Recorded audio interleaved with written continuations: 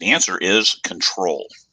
I know it says on the screen that it's a landing page, but the landing page is about your control over readers who are searching for you.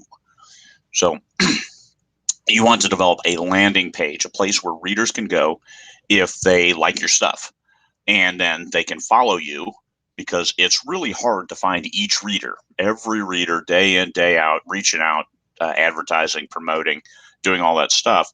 So once you've reached them and they're like, hey, I like this book, how do you keep them on the hook? That's the important thing. That's what a landing page does.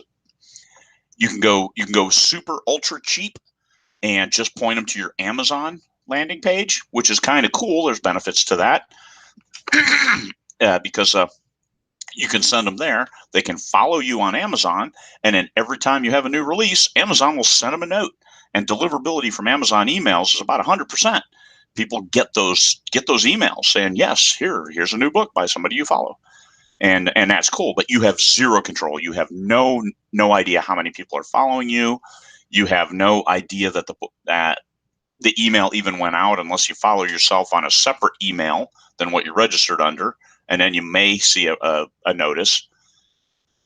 But that's limited control, but there's a lot of pros to that. So I try to send people to my Amazon page, but I also have a website.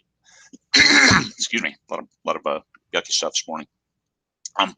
BookFunnel, Story Origin, those downloads where you use a reader magnet, a short story or a novella or even a full book that you offer for people to then pick up, and as part of that transaction, they follow you. So those are cool because then you get that email. You now have them on the hook. So those are good. Those are better than an Amazon landing page. Kind of. You want both, of course. But if you pick only one, make sure it's the one where you get the email. And this is a BookFunnel or Story Origin, or in my case, my website.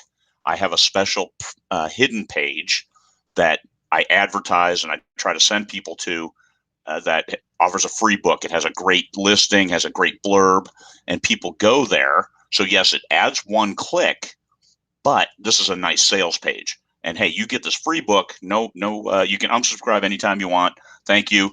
Give it a look and see what you think. It's good science fiction. So it weeds people out there. That's science fiction.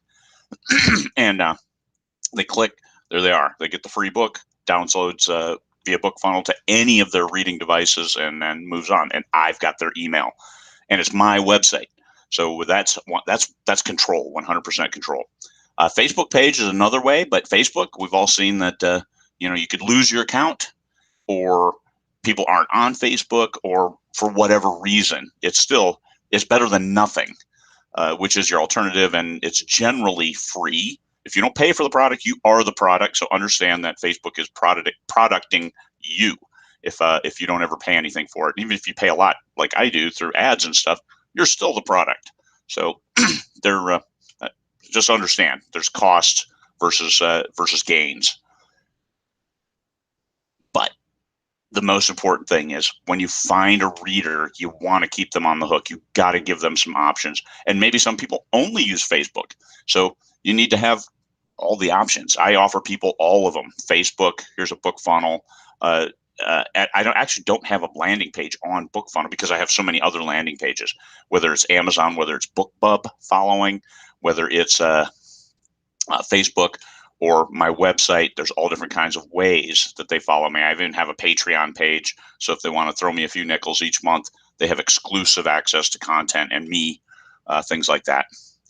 So you look at the real answer of website or not is simply control cost, and what are you trying to accomplish?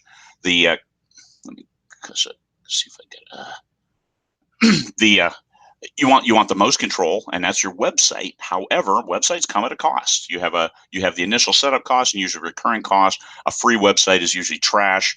The plugins, every time you try to add a plugin that does cool things, it costs you extra. So you don't want that.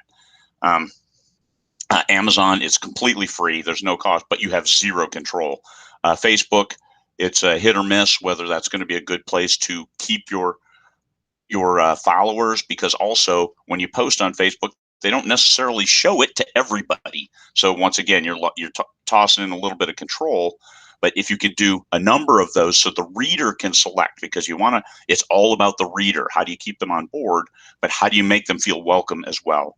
And that's what it's all about. Give people the options, send people there, and hook them, keep them close, and keep delivering. Under promise, over deliver. That's your value proposition that you're delivering to your readers. And once you find them, you don't want them to go away. All right, that's the answer to website or no. Peace, fellow humans.